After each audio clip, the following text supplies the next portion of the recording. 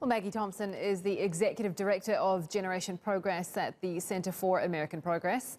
It's a non-profit based in Washington, D.C., and she joins me now live. Maggie, thanks for coming on the program.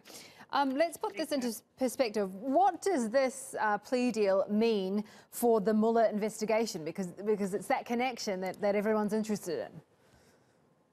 It's hard to understate the importance of this. I mean, this is a major plea deal. This cooperation agreement is not something that we would expect the Department of Justice to enter into unless there was significant information that Manafort was bringing to the table.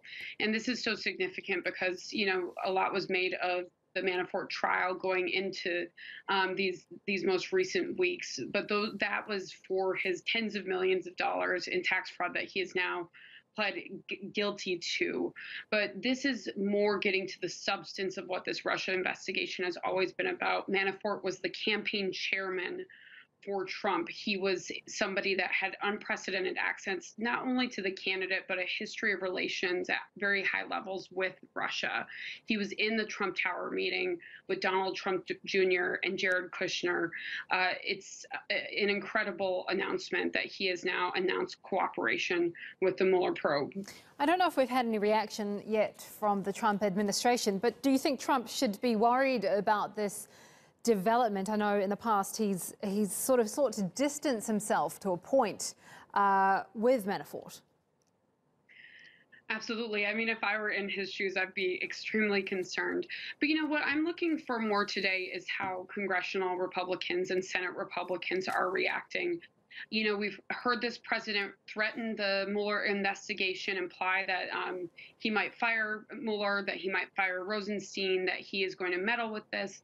Any implication that he would take extreme action like that, or action to pardon Manafort in some sort of attempt to save himself, is something where I would expect leaders in Congress, regardless of what side of the aisle they are on, to demonstrate that they're willing to put country before party, because this is about protecting the democratic institutions of the United States, and that's really something that needs to transcend political affiliation.